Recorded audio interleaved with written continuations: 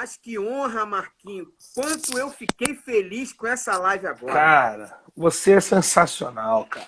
Não, cara, e eu amo a sua vida, seu ministério. Eu adoro conversar com você, Marquinhos.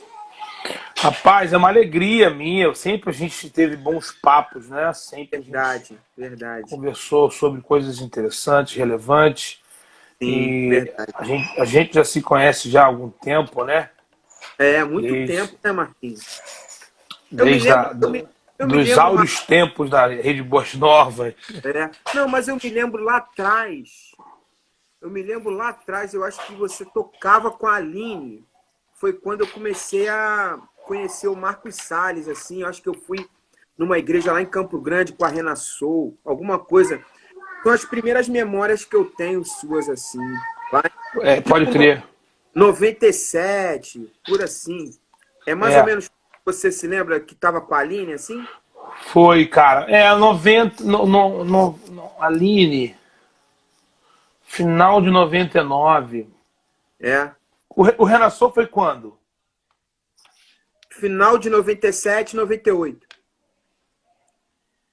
Não, calma aí, 2000. Cara, inclusive, eu levei o Renassou na igreja, você não pôde ir na minha. Ah, é? O Renassou foi, você não pôde ir, foi só o outro guitarra que tinha, O o Claudinho. Claudinho. Claudinho, pô. É. E a gente Agora, se encontrou em alguns eventos. eu me lembro de alguns eventos da Melodia que a gente se É, encontrou. Aqueles lances que a Melodia tinha grandão, né? é. Mas, Agora, cara, que alegria, rapaz. para mim, uma satisfação. Eu queria que você remetesse um tempo. Como é que você chegou na música assim de uma maneira profissional, Marcos? Como é que foi Cara, a sua trajetória de início assim para você chegar como um compositor para a Aline, como um músico da Aline Barros? Um pouco antes, como é que chegou essa parte assim mais efetiva, profissional na sua ah, vida? cara, então, eu fui com 18 anos, né? Eu tenho uma luzinha aqui, mas tá vindo no meu óculos, ó. Tentando dar Entendi. uma chavada nela aqui, irmão. E de chavou aí. Aí, vamos ver. Melhorou? Melhorou, né? Então, cara, com 18 anos eu fui tocar com o Matos Nascimento. Aham. E eu tava tocando contrabaixo, tava tipo me dedicando pra caramba, né? Ao contrabaixo. Sempre cantei na igreja, toco guitarra, violão também na igreja, já desde moleque, fazendo louvor, essas coisas todas, né? E com 18 anos pintou o lance de tocar com o Matos, Mas né? como é que pintou? Ele viu você tocar? Alguém te E indicou? não, alguém me indicou. O que acontece? O Heraldo Taylor, que é meu amigo de infância, Heraldo Taylor e o Moisés Freitas, né? Que eram do Mellow Suite. Mellow Suite, tô E ligado. eles são meus amigos de infância, né, cara? E depois também E tinha o William Nascimento, né? eu conheço esses caras desde garoto, né? Aham, aham. Mas assim, meu contato mais era com o Heraldo. Depois eu vim Geral. conhecer o William e a galera do Mellow Suite. O Heraldo tocava com o Matos baixo, mas na verdade ele tocava guitarra, tava cobrindo no baixo. Uhum. O Matos estava procurando um baixista. O Heraldo me indicou. Falou, pô, cara, tem um garoto aí e tal, toca bem pra caramba e tal. Aí eu fiz um show com o Matos, fiz um teste lá. Nem foi um teste, eu fui ensaiar pra fazer um show em São Paulo. Me lembro até hoje. Aham. Um show do Matos no ginásio da Portuguesa em São Paulo. Caramba, que legal, Pra hein? mim foi fantástico, cara. Viajar de van, com a Maneiro. banda, aquele lance que eu ficava vendo na TV, assim, pra mim foi fantástico. E a O primeira, primeiro show. e a primeira impressão, assim, na chegada no ensaio com o Matos, assim, essa coisa do profissional, qual a lembrança que você tem de, não, eu vou agora tocar com o Matos profissionalmente? É. Quais emoções que você lembra, assim? Então, eu já toquei com muita gente, cara. O Aham. Matos é um dos caras mais talentosos que eu já O, vi. o Matos é musical pra caramba. O cara é sinistro. O cara toca. Não, Pô, e o baile que ele tem com o público, não, Marquinhos? esquece. a Esquece. percepção do que o público tá pedindo, aí ele O, vai com. o, o Matos, cara, tocou muito tempo na noite numa banda de baile, várias bandas de baile, né? É, E ele tocou trombone com Elba Ramalho, Alcione, com um Paralamas de Sucesso. Então o para. cara tem assim. Eu me lembro que eu fiquei muito assustado, nervoso, e aí o Matos comecei a querer enfeitar muito no baixo, né? Aí ele falou assim: rapaz, segue o bumbo que tu vai se dar bem. Baixo, isso não é guitarra, não, pô. Isso aí é baixo. Toca pesado, toca firme. Pô. Aham, maneiro, maneiro. Assim, eu peguei essa questão. Depois disso, eu gravei com muita gente. E os produtores me elogiavam muito, né, cara? Assim, ó, pegada no baixo. Porque tem gente que toca baixo pra caramba, né, cara? Uhum, Mas quando vai gravar, não tem a linguagem, que é dar o chãozão e tudo. sim. Ah, e aí, como depois eu sou um cara que escutei muita música sempre, então minha mente sempre foi muito aberta para a questão de estúdio. Mas assim, e quando eu comecei, eu já entrei com 18 anos, eu já entrei numa vibe profissional, entendeu, cara? É, Tinha, gigante. Uhum, tinha produtora, pô, tinha. Porque como o Matos veio do secular, o Mato uhum, ele foi implementando isso no gospel, né? E foi um dos primeiros caras a fazer show de prefeitura. sim, Era uma época que tinha muito show pago também, entendeu? é. Eu me lembro assim, a memória que eu tenho, aquela explosão, por exemplo, do Lázaro, foi tipo uma explosão que o Matos teve um pouco antes. Uma É, explosãozão, não foi? foi, Ou eu tô foi. enganado? Ou eu tô enganado? Foi, só que o do Matos foi muito maior, velho. Maior do que a do Lázaro, né? O Matos era um fenômeno. É um fenômeno, é. A gente chegava no lugar. E aí, Carlinhos Félix aí? Aí, tá vendo aí? Olha o Paulo Ivo. Tu manja o Paulo Ivo, de Recife?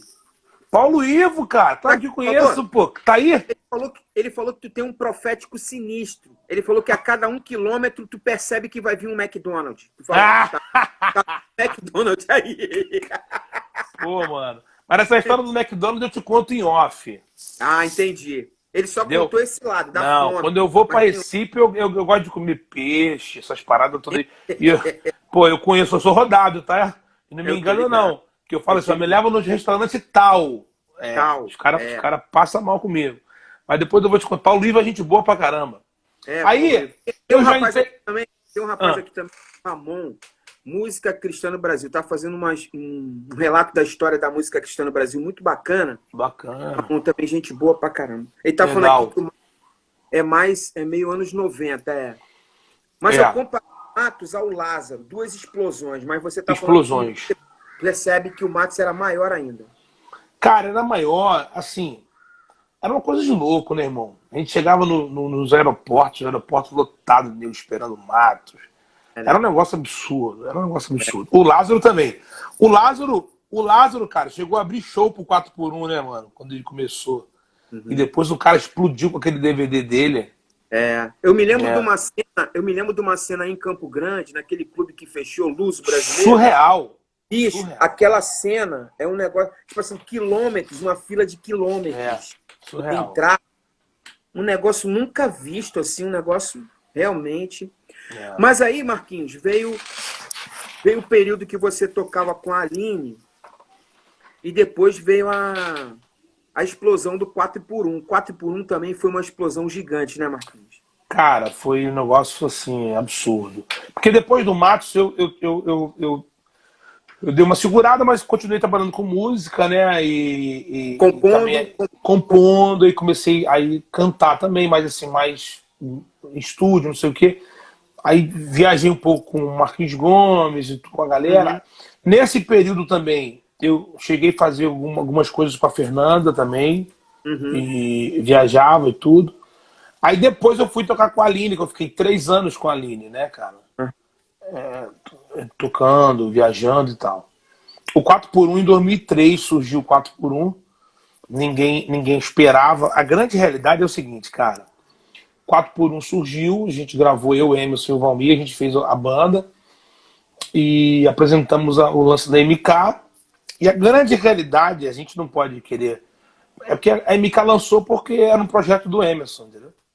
Emerson era produtor da MK, tinha uma moral muito grande. Meu irmão, Emerson Pinheiro, meu amigo. E, tipo, meio que assim, pô, legal, né? Tipo assim, não, vamos ver. Vamos dar É uma moral. como se fosse Vamos um dar uma café com moral. leite. Café com leite. Vamos dar uma moral pros meninos. Vamos dar uma Vamos moral. dar uma moral pros meninos.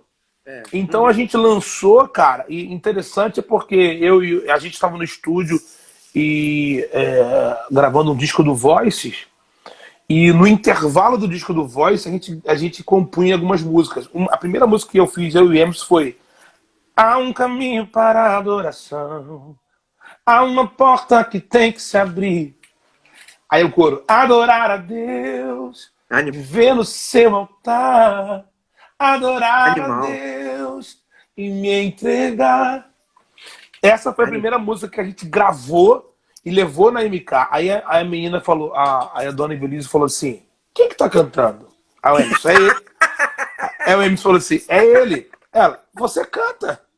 Eu falei, eu canto. Ela, gostei, vamos lançar. Não, e a dona Evelise, rola uma mística muito grande com a dona Evelise, que não vem o caso, tá, a gente comentar, mas o fato é que a dona Evelise, ela tem uma sensibilidade de hitmaker violenta, bicho. Não, tem sim, Volta tem sim. e meia, eu escuto situações das quais ela fala, ué, o que é isso? Isso é legal, hein? Esse lado dela, ela tem um feeling, assim, de hit, né, cara? E isso foi em 2003. Só que o que aconteceu, cara? Esse primeiro álbum tinha 5 pães e 2 peixinhos. Sucesso. Que, quando entrou 5 pães e 2 peixinhos na rádio, as pessoas, deu como se fosse um bug, né, cara? Cara, ninguém entendeu. Deu um bug. Ninguém entendeu nada, cara. Nego ligando, pedindo a música. Aí ligaram pra mim e falou, cara, a música tá estourada em Manaus, tá estourada não sei o quê, tá em Recife, pô, virou tudo. E a gente meio assim, assustado, né, cara? E aí disseram que nesse ano, 2004, se eu não me engano, chegou a ser uma das músicas mais tocadas no Brasil, junto com as seculares, né? Sim. Foi disco de platina, né, mano? Maneiro. É gigante, então, né? Assim, a gente não tinha nem muita ideia do que aconteceu.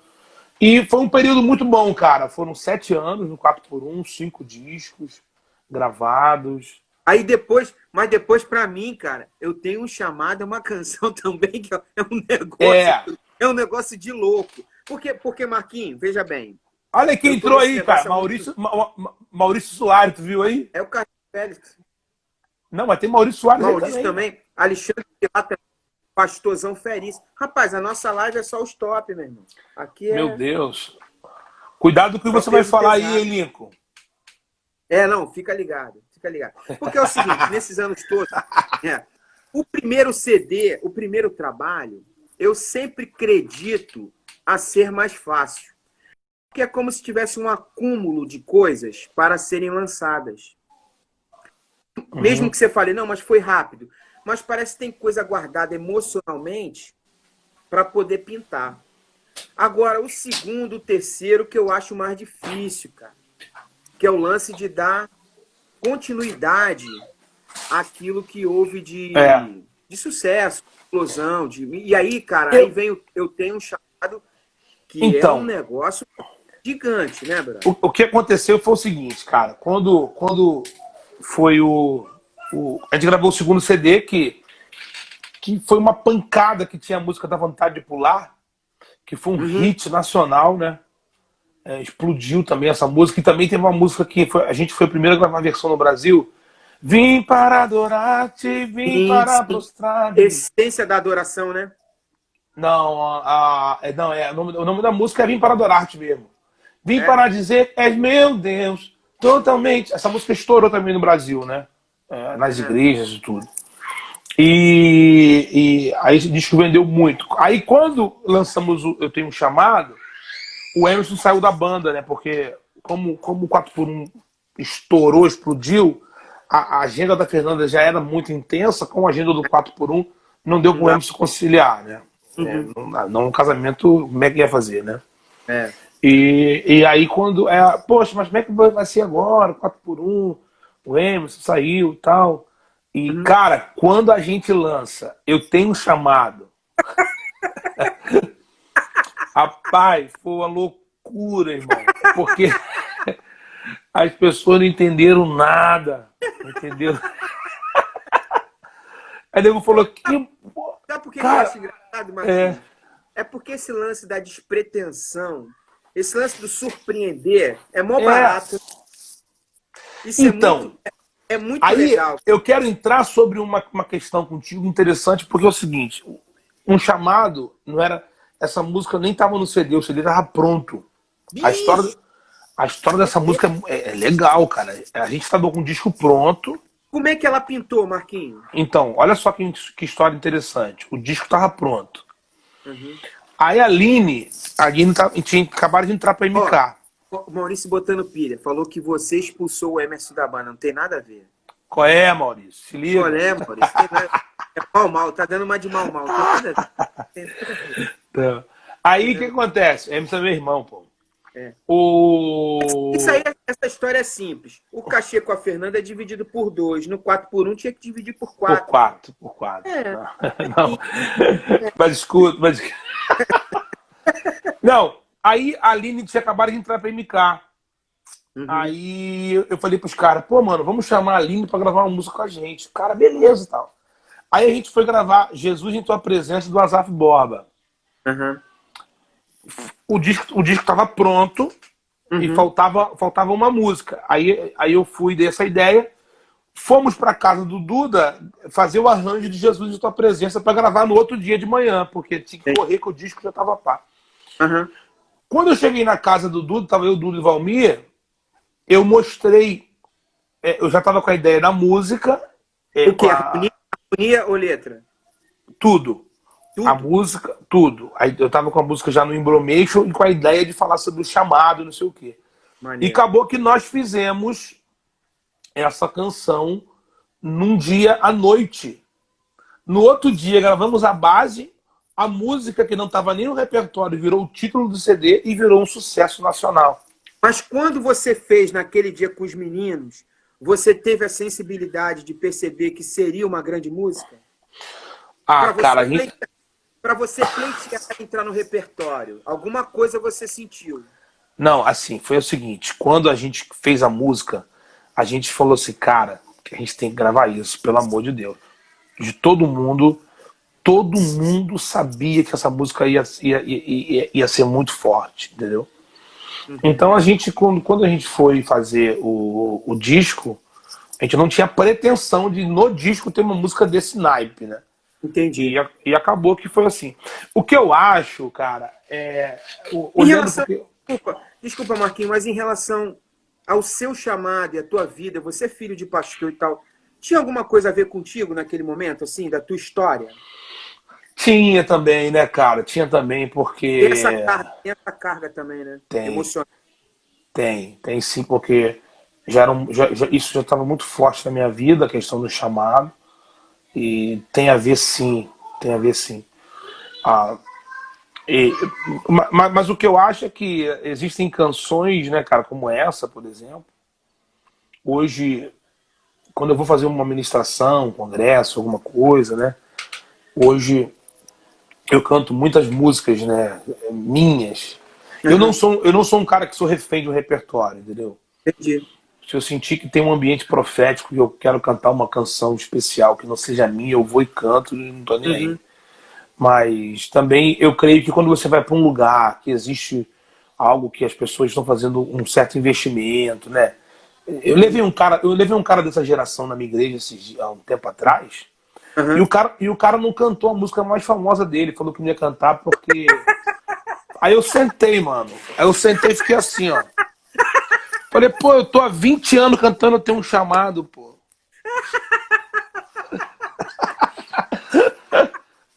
Tá maluco? A gente vê coisa no nosso meio, Marquinhos. Cara. O cara canta a roda, velho.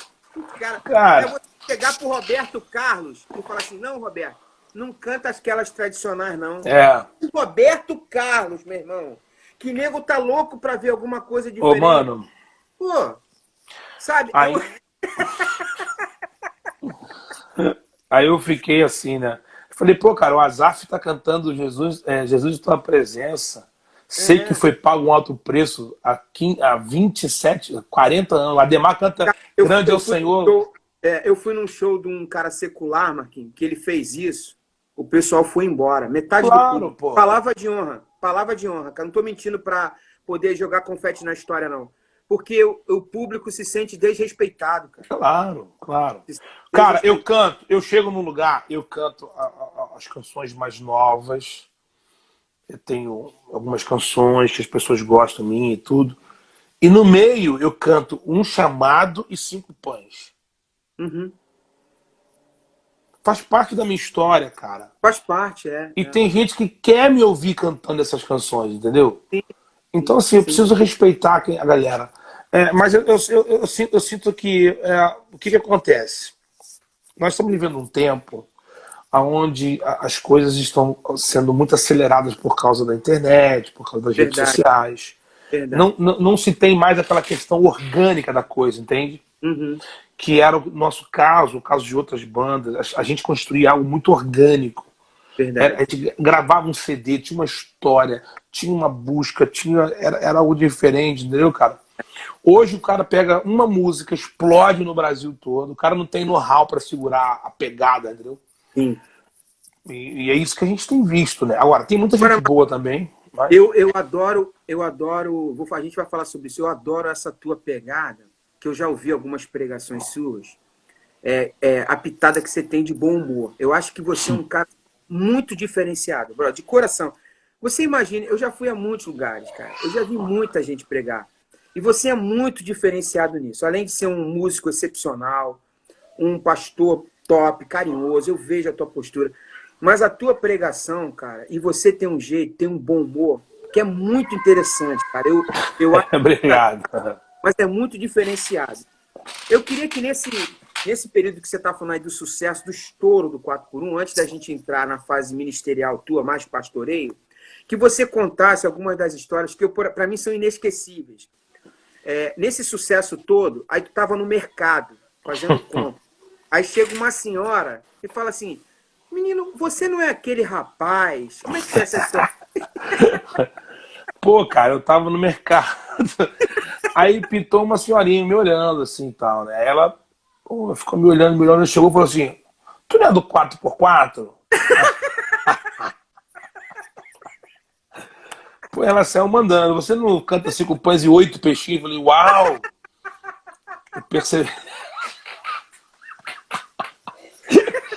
Eu percebi que aquela senhora tinha problema com números. E continuei a minha caminhada. Não, mano, mas escuta, tinha um cara, essa aqui eu não sei se eu já contei pra você, mas eu tinha, quando eu casei, eu ia no mercado, né, aí 4x1 tava estourado, né, cara, e aí esse mercado que eu ia, era um mercado maneiro, lá perto de casa e tal. Uhum. Mano, eu chegava, e quando o cara tava lá assim: hoje, São Patinho Lagarto, vem chegando ele, Marcos Salles. Bicho, no meio da locução do cara, o cara falava meu nome. Mandava, né? Quando eu tava no lance, ele começava a dar umas palavras de fé e ousadia no meio do lance, cara. Hoje, lembrando a você que no setor de laticínios temos uma promoção, lembrando que a palavra de Deus no seu coração. Ele começava a falar umas palavras, bicho. Ele improvisava o espiritual no meio do hortifruti. Era só quando eu tava, mano. Quando eu chegava, ele começava a mandar: a família é um pilar. Eu falei: ih, bicho, deu rolo. Mas assim, cara, eu uso isso na pregação, eu uso de forma intencional também, assim. É um recurso, né, pra você chamar a atenção da galera. Sim. Mas quando eu tô com meio do meio do pessoal, cara, é sempre assim: eu tô cantando um caso, conto uma história engraçada, né? Mas tu lembra de alguma outra que, por exemplo, tá na mensagem, porque às vezes eu tô pregando também, aí vem uma história programada. Mas aí tu sente o retorno do público, aí tu engrena. Só que às vezes a gente exagera, e não pode exagerar. Às vezes eu já passei do ponto, aí falei besteira, entendeu? Já aconteceu isso comigo. Sabe como é que é o lance? Tu se empolga que o nego tá dando retorno. Uhum. Aí eu fui, me empolguei, passei um pouquinho, falei: opa, perdão. Não, cara, o que acontece é que você corre o risco dessa questão de você se empolgar com uma coisa que tá fluindo, né? Tá Aham. fluindo. Porque, na verdade, eu uso isso para quebrar o gelo, né? Sim, sim, sim. Mas, às vezes, são coisas muito naturais que eu faço. Tem coisa que sai que não programei, tem coisa que sai que eu programei. Uhum, Porque uhum. na minha mensagem, quando eu boto meu esboço, não todas, mas algumas delas eu boto stand-up. Stand-up. Porque, Uhum. porque eu sei que ali eu vou trazer uma ilustração, vou brincar com a igreja, vou trazer a galera. Aí é um recurso também de oratória, né? É, um recurso, é. Né? Mas Tu assim, lembra de alguma que você eu já sempre... vi gente que tentar fazer isso Aí fica forçado. e não tem o feeling, fica forçado. Aí fica aquele silêncio, ninguém É, ri e tal. é. Tu lembra de alguma assim que tu usa sempre assim, que sempre dá certo ou que tu deu uma exagerada, alguma coisa assim, tu lembra? Não, cara, assim, exagerada não, mas às vezes você conta uma ilustração engraçada numa igreja que aquilo explode. Aham, Aí aham. tu vai contar de novo em outra igreja e Não não tem um funciona. resultado. Aí quando não funciona, tu fica mal, porque tu não É. espera. Já aconteceu comigo isso, de contar um negócio que ninguém riu, Uhum. e aí eu ficar frustrado e me dá uma tensão, né, cara? É. Eu já contei uma história, eu descobri que as pessoas riam. Eu achava que não tinha nada a ver com piada, assim. Mas É. quando eu contava, todo lugar que eu contava, eles começavam a rir. Mas era natural, mas eu não trouxe como um stand-up. Mas só que a maneira que eu contava, o pessoal achava graça. É interessante isso, né? Como a maneira que isso funciona com o público, né? Tem reações diferentes, né, cara? Agora, Marquinhos, E, assim, eu me lembro do teu pai. Me lembro que eu levei ele lá no Antenados, naquele nosso programa de é. debate. E me lembro assim com muito carinho. Ele era um senhor assim, mas eu acho que a tua carreira fez ele ficar um pouco mais assim, um pouco mais flexível, um pouco mais alegre. Ele me parecia um senhor assim um pouco mais fechado, mas parece que você de alguma forma influenciou um pouquinho nisso nele. As últimas lembranças que eu tenho dele tem esse jeitão. Como é que foi a passagem do legado do teu pai para você no ministério pastoral? Cara, assim, o meu pai, ele tinha. Ele é bem diferente de O que mim, eu, né? eu quis dizer, que quis dizer que teu pai não tinha essa vibe, mas eu Não, não, sinto não. que houve Def- uma passagem de bastão para ti tranquila, né? Com certeza, com certeza. Definitivamente, não. Ele era um cara mais sério, né? Um cara bem Uhum, centrado e os estilos totalmente diferentes. Porém, eu herdei muita coisa dele, cara. Muita coisa. E hoje eu me pego fazendo coisas como ele fazia, assim, caramba, tô fazendo igual meu pai.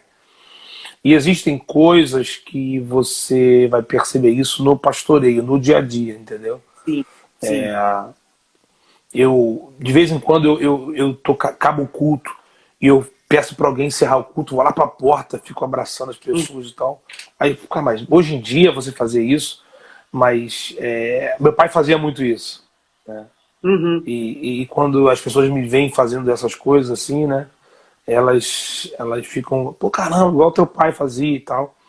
Agora, ele deixou um uhum, legado, né, cara? Meu pai não me deixou uma conta sim. bancária, meu pai não me deixou móveis, imóveis, meu pai não me deixou coisas materiais, meu pai me deixou um legado. Herança é o que você deixa para alguém, legado é o que você deixa em alguém, Em alguém. Uhum, em alguém. E isso para mim foi muito especial. O caráter, o jeito como ele lidava com as coisas. Então, sabe, o, uhum, o temor, o temor hoje que eu tenho com as coisas da igreja, de uhum, não misturar as coisas da igreja, sabe? Hoje o uhum. temor que eu tenho pelas coisas do Senhor, isso fazem parte do legado que ele deixou, né, na minha vida. Você desde criança sempre via isso nele, sempre a lembrança Sempre. de criança sempre via É, esse jeito é, dele correto em relação às coisas. é. Existem duas coisas assim, por exemplo, né? Eu vejo hoje tem muito filho de pastores desviados, tem muitos Sim. filhos de pastores que não estão nem aí. Mas são duas, são, Uhum. são coisas. São coisas distintas porque eu vou te falar. Por exemplo, teve um tempo que eu não queria ser pastor pelo seguinte, cara, ver o que ele sofria, ver o que ele passava, Sim, sim. né? Então eu falava, cara, eu não quero passar por isso, eu quero fazer algo diferente, não quero fazer isso.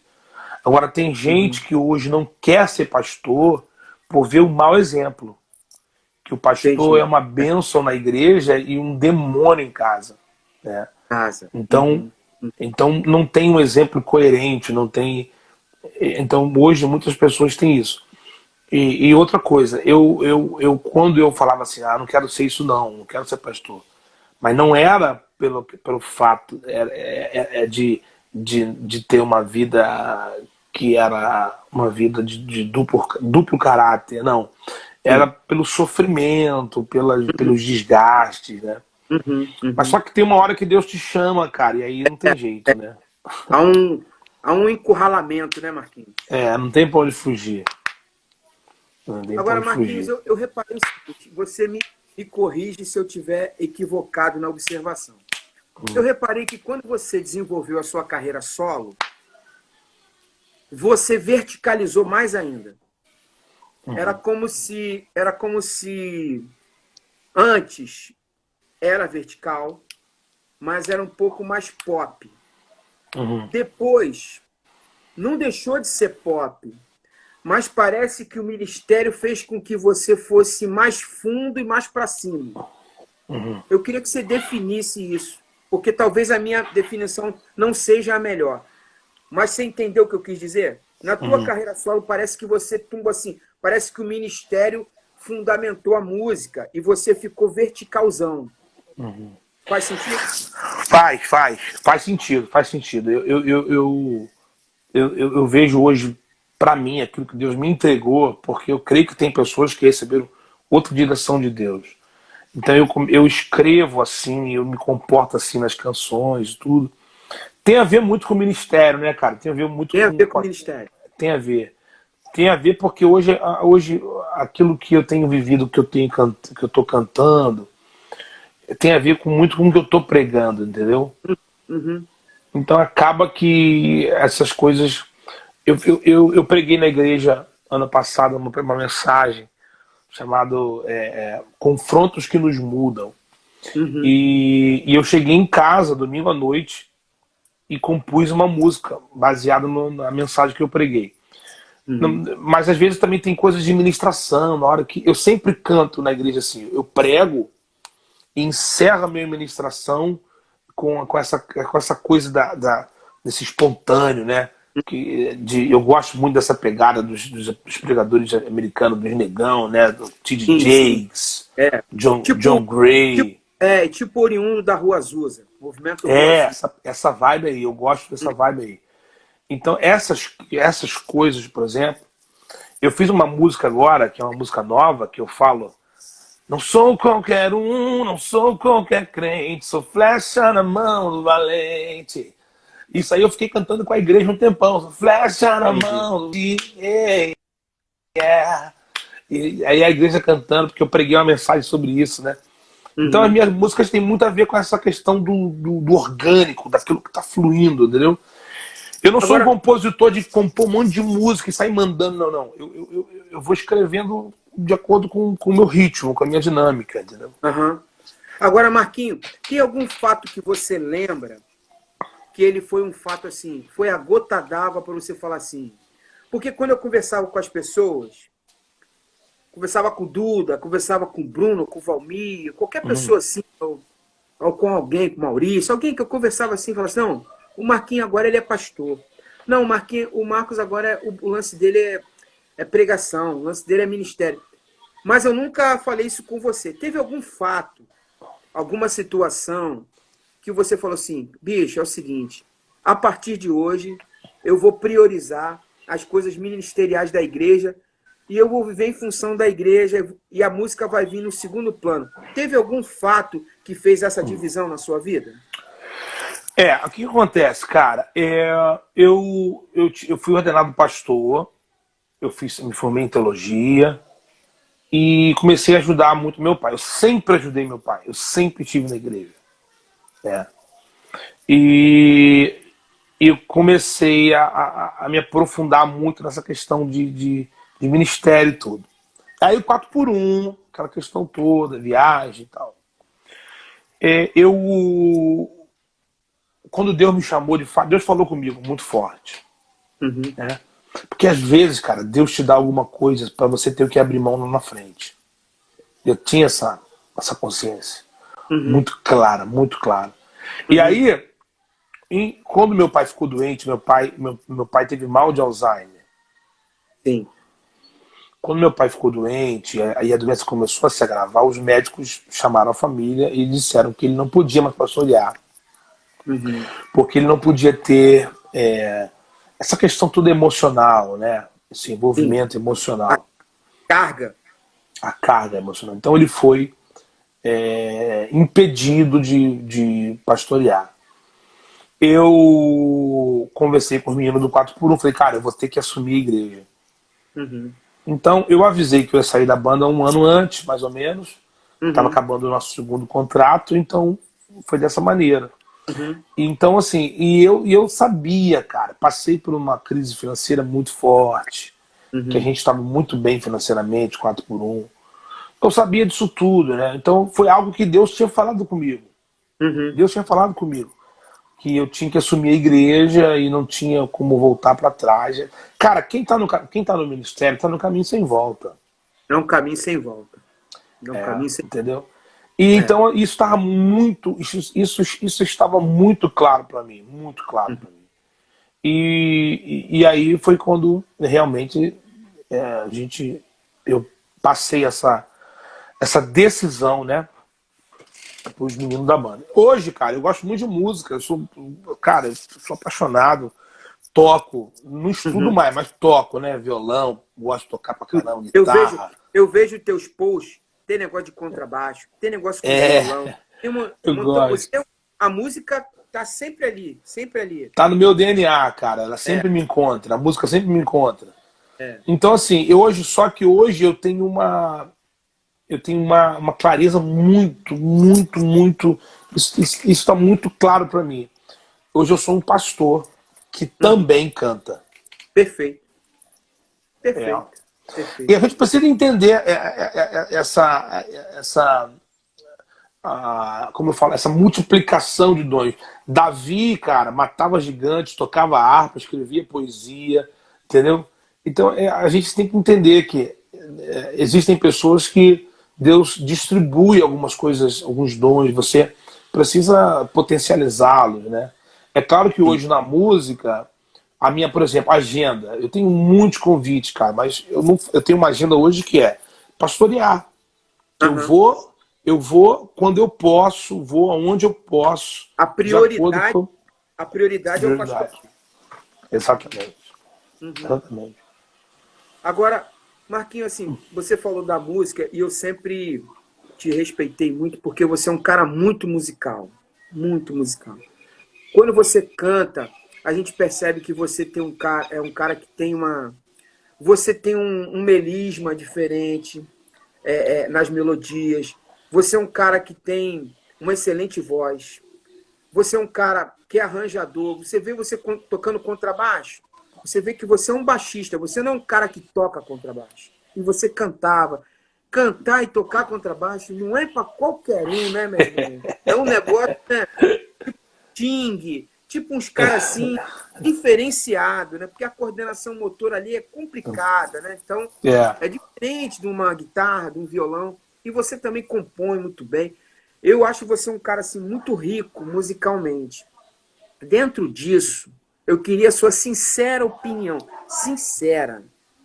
Como você olha o movimento de adoração hoje, o worship, na nação brasileira? Porque a minha impressão, apesar de ser rock, apesar de ser uma música que o rock tem uma tradição de simplicidade, Uhum. tem muita coisa assim meio pobre, minha impressão. E quando eu Uhum. olho para sua maneira de conduzir rock and roll, a sua banda, a sua maneira de compor, eu vejo, pô, Marquinhos deve olhar isso aí diferente. Mas eu queria ouvir Uhum. você. Como é que você vê o movimento de adoração musicalmente? Eu não estou falando do Uhum. aspecto espiritual. Até porque tem limites. Porque a gente não conhece o coração das pessoas. É o Claro. Espírito Santo que conhece. Mas Não. musicalmente, nós, como músico, a gente pode ter uma opinião. Não significa também que a gente está 100% certo. Claro, é só um claro. olhar. É. Eu queria ter um olhar sobre isso. Cara, o que eu acho hoje rola uma preguiça musical. Uhum. Rola uma preguiça musical. Tem uma forma que tá dando certo, vamos repetir, vamos reproduzir, né? Eu acho que a gente precisa ser mais autoral. Eu fiz um vídeo, tá no meu canal no YouTube, falando sobre por que cantamos tantas versões no Brasil. Muito legal o vídeo que eu gravei lá. Depois a galera que quiser ir lá assistir. E o que acontece, cara? Eu vi algumas pessoas. Vamos lá, deixa eu tentar fazer um panorama aqui. Uhum. Eu vi alguns cantores falando, poxa, ninguém valoriza as músicas tal do compositor brasileiro, as igrejas não cantam. Mas não cantam porque você não faz música congregacional, cara. Uhum.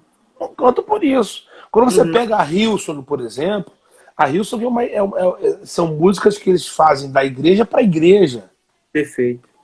Cara, e se você olhar as músicas da Hillsong, tem uma questão teológica muito bacana, cara.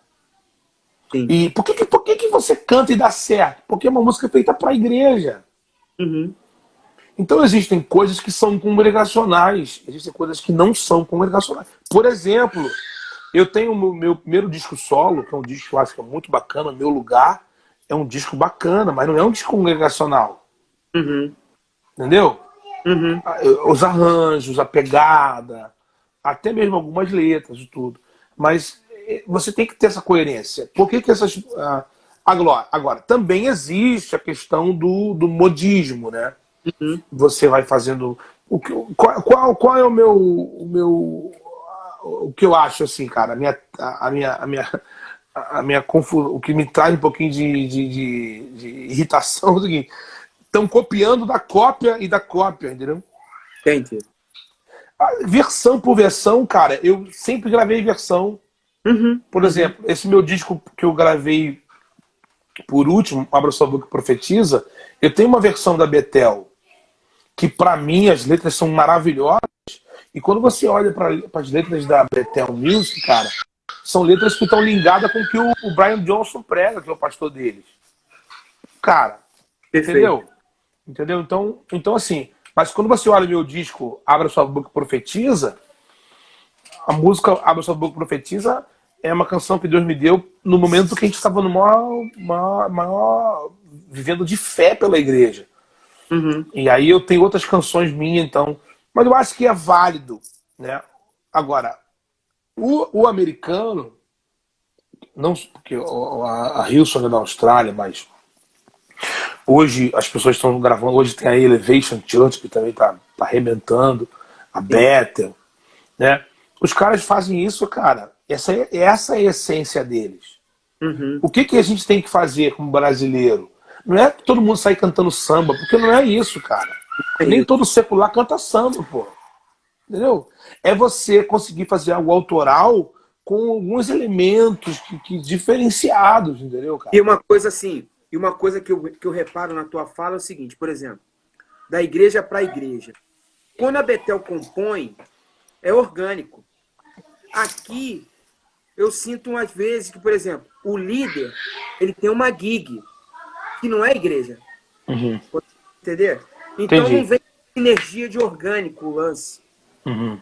Existe alguma igreja hoje no Brasil que tem esse organismo de composição, Marquinhos?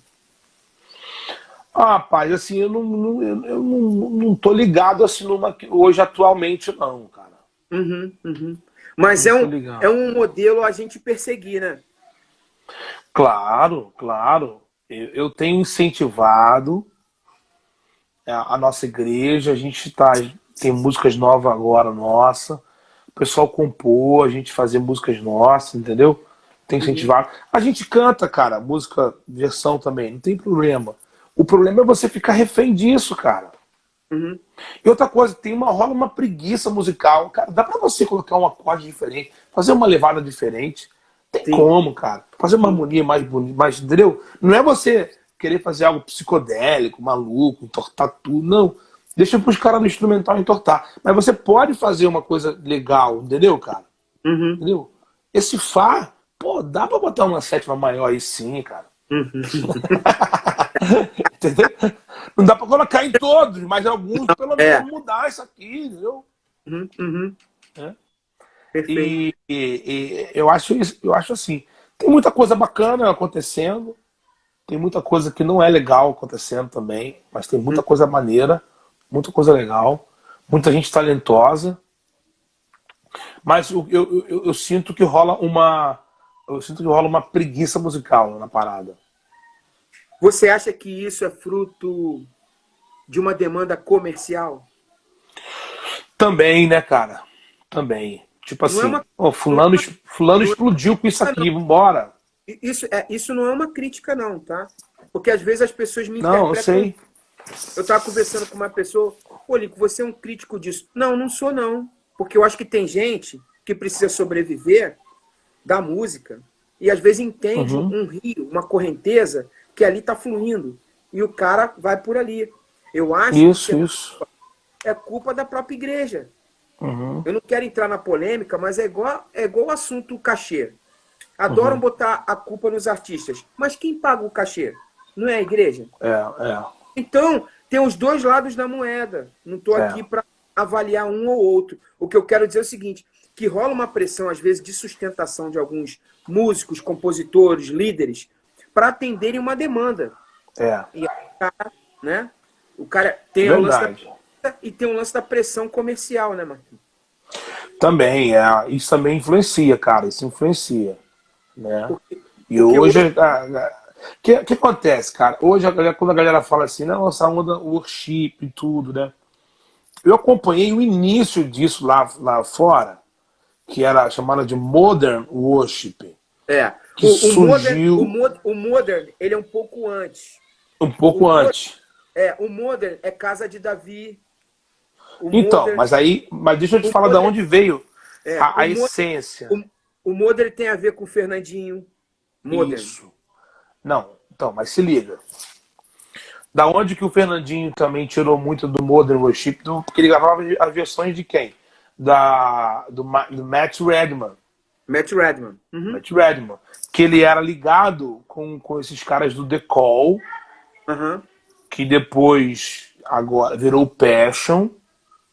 O The Call, o Pô, Passion era cara, ligado com esses tá caras. aqui, tá aqui o Thiago Brunet, é isso mesmo? Essa live é nesse nível mesmo? Aí, ó, tá vendo aí, ó? Thiago É isso Boneta nessa mesmo? live. Essa live aqui é Thiago Brunet, bicho? É isso mesmo? Thiago Bonet é meu aluno. Ele... É mesmo, é?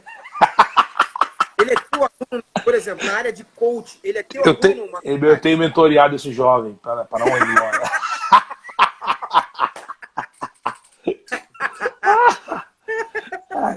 E Aí, na Nico, área musical, tu tem pegado algumas dicas com ele. ele tem me dado uma dica de canto, aula de canto. O Thiago Bonet acha que toca teclado, né? Sabe disso. O irmão dele é feríssima lá na Argentina, não é? O irmão dele arrebenta, Marcos Não Bonet. é? Tá lá, né? Ferão. Pô, top. Lúcio de Paula até tocava com ele, com o irmão do Thiago. É, faixa preta, isso aí. Faixa preta. Não só na América Latina, América Central, nos Estados Maneiro, Unidos também, arrebenta. maneiro. Então, assim, cara, aí não, o lance do Modern Worship, que essa galera do The Call e tal fazia um movimento chamado One Day, que era um One Day. movimento top, que eles faziam num lugar reservado. Aí surgiu o David Crowder, o Charlie Hall, aí tinha o Chris Tomlin, cara, novinho. Chris Tomlin. Então eles pegavam as músicas de worship, que na verdade é adoração, aquela música Open the eyes of my heart, Lord. I want to see you. Aí eles faziam uma roupagem nova. Aí depois veio o Michael W. Smith, que gravou 2 álbuns fantásticos. Worship, entendeu? Esse worship vem muito dessa marca que o Michael W. Smith lançou mundialmente. Sim. Quando alguém falava assim, pô, vamos fazer uma pegada meio de worship, ele estava remetendo ao Michael W. Smith. Mas esse Modern Worship, ele tem uma diversidade bem rica. Claro. Ele tem uma riqueza de detalhes, assim, de old school de rock. Isso. De um bumbão gravão, entendeu? de uma levada Country, meio country. country. Tu pega, por exemplo, o David Crowder, ele é muito rico e diversificado da parada, entendeu? Agora vem um Exatamente. negócio numa forma só, de médio. Médio numa É. forma só. Um negocinho, uns brilhos de rock inglês, mas não é nem o rock inglês mais purão. É o rock inglês mais pop, assim. É. Parece que vem tudo formatado ali, né, cara? E aí entra nesse ciclo, né? Que é você fazer a cópia da cópia e da cópia da cópia. Hoje você pega uma harmonia e canta umas 10 músicas que tá rolando aí, cara. Uhum.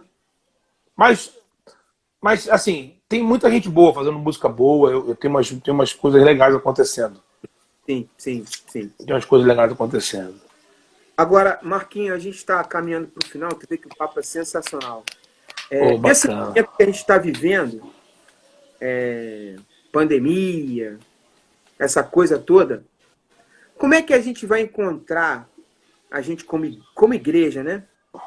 Como servos do Senhor, como é que a gente vai encontrar o mundo ali na frente? Pô, cara, eu percebo que já está acontecendo uma mudança, né? Acontecendo uma mudança. O pós, eu tenho visto que algumas coisas vão mudar vão mudar de forma muito assim, pontuais. Algumas Por coisas vão exemplo, mudar. por exemplo. Por exemplo, hoje não tem como você recuar hoje com a questão online da igreja. Uhum. Não tem como você recuar. Você precisa criar mecanismo. Eu acho que hoje nós vamos entender que vamos ter que fortalecer o trabalho nas casas com as igrejas. Falando de igreja. Falando de igreja. Uhum. E também, cara, isso fez uma coisa. Isso também está mostrando que não dá para você ser crente em casa. A gente vai um mês, a gente vai 2 meses, toma ceia em casa com pãozinho, não sei o que lá. Daqui a pouco o nego vai clica na uva e toma ceia, não sei o que. Mas, assim, as pessoas estão sentindo falta de congregar. Entendi. E ficar longe tá provando que você precisa estar junto em comunhão, entendeu? Entendi. Vai precisar. Agora, vamos ter que entender essa questão da modernidade, de como nos comunicar. Uhum. Isso vai mudar muito essa linguagem nossa, entendeu? Os cultos, cara, tá provado que você consegue fazer um culto mais enxuto. Tem gente fazendo culto de 2 horas e meia, não existe mais isso, cara. Uhum. Eu acho que essas questões, assim, sabe, de 2 horas e meia, é quando for uma conferência, algo pontual. Agora, Algo fora do normal, né? Algo isso, extraordinário. É. No dia a dia da igreja, cara, 1 hora e meia, no máximo 1 hora e 40 de culto, entendeu? Para que você tenha qualidade com as pessoas, né, cara? Hoje, a realidade é o seguinte: as pessoas trabalham de segunda a sábado, trabalha o cara, trabalha a mulher, as crianças ficam na creche. E domingo na religiosidade, tu quer que o cara esteja de manhã e à noite na igreja, cara. É violento. O cara descansa com a família. Entendeu, quando, né? cara? Então, o que eu tô fazendo na igreja, Lincoln? Eu tenho um culto pela manhã, às 10 da manhã, e tenho um culto às 18h30. O cara escolhe o culto para ele ir com a família dele. Se ele quiser ir pra praia domingo de manhã, ele vai, entendeu? Entendi. Para que ele tenha qualidade com a família, cara. É Porque o cara. fundamental. Fundamental, entendeu? Para que ele tenha um tempo com a família. Então eu tenho pensado muito nisso. Muito, muito, muito nisso. Como você falou, até com os filhos, né, Marquinhos? Pô, às vezes tem um ritmo da igreja religioso de domingo que é um crime. Eu sou de uma geração que eu sofri, cara. Sofri, bicho. Porque era de manhã, escola dominical, culto, tinha ar livre de tarde, embaixadores do rei no início da tarde, união de mocidade antes do culto. E o culto, meu Deus, aí o culto, Era um ativismo que comigo, assim, graças a Deus eu administrei. Mas tem gente que pipoca a família, claro. A relação ali pai e filhos, né, cara? Não é saudável, né, mano? Não é saudável. Então hoje a gente tem feito um trabalho assim e a gente está estudando a maneira de... Porque é o seguinte, a igreja, cara, tem que servir a família. Perfeito. Nós temos que ter um espaço de convivência Ele não, que hoje, o que acontece? A mentalidade da galera da antiga, eles só pensam no culto. Uhum. Eles não pensam num todo, sabe? Num Uhum. espaço de convivência. Eles não pensam na família em si. Então eu creio que vai mudar muita coisa isso. Agora, na sociedade também, Uhum. vamos falar da sociedade sem falar da igreja em si, vai mudar também, cara. Por exemplo, A questão... vai mudar a questão assim, sobre, por exemplo, saúde. Hoje, as pessoas nunca mais vão ser as mesmas em relação ao seguinte, cara, eu preciso estar preparado para algo que... eu preciso cuidar da minha saúde, eu preciso cuidar da minha família. eu preciso, por exemplo, lavar mais as mãos. Exatamente. Sabe por quê, cara? Pode vir uma pandemia pior do que essa, irmão. Pode. Entendeu? Pode. Então acho que vai mudar coisas pontuais, né, na nossa vida. Uhum. E em relação a muita coisa. Mas assim, cara, eu creio também que no pós nós vamos ter algo muito forte acontecendo nas igrejas. As pessoas querem Jesus, as pessoas estão querendo voltar para Jesus. Você tem alguma interpretação de uma fala de Deus em relação a tudo que está acontecendo assim? Se há algum vetor que você sente assim? Ó, o que eu sinto é que é um dos sinais da volta de Jesus. Cara, eu nunca criei como eu creio hoje sobre a volta de Jesus. Uhum. Eu nunca olhei para o livro do Apocalipse como eu tenho olhado hoje. Porém, eu vejo que aí tem uma questão teológica muito mais complexa que a gente vai debater aqui. Tem gente que é pré-milenista, não sei o quê, pré-tribulacionista, não sei das contas, entendeu? Então, assim, eu creio que Jesus está voltando, cara. Amém. E isso é um dos sinais da volta de Jesus. Mas também creio que isso vai passar, mas a gente tem que estar pronto para uma coisa que vai vir e não vai passar. Sim. Marquinhos, a gente está chegando ao final. Eu queria te agradecer muito, cara. Muito obrigado pelo teu carinho. É sempre um prazer falar contigo. E você sabe que você tem aqui um amigo, um irmão, que você precisar, estamos juntos. Obrigado, cara. Eu fiquei muito feliz pelo convite de poder participar contigo. Você sabe do respeito que eu tenho por você, por toda a tua história, né? Você é um desbravador aí desde muito tempo aí na música, com a arte. E eu fiquei muito feliz com o convite. Obrigado. Valeu. E que Deus continue te abençoando. E quando isso tudo passar, sentar para a gente tomar um café, botar a conversa em dia. Amém. Vambora. Deus te abençoe. Valeu, cara. Um abraço. Legal, você conferiu mais um podcast do Lincoln Lira. Sou eu por aqui. Obrigado pela sua companhia. E a gente se encontra. Fique muito à vontade a conferir todos os nossos conteúdos nas nossas redes sociais, através do Instagram, a nossa super conta no YouTube e também através do Facebook. Fique muito à vontade e a gente se encontra até um próximo encontro. Deus te abençoe muito, super valeu e tchau, tchau.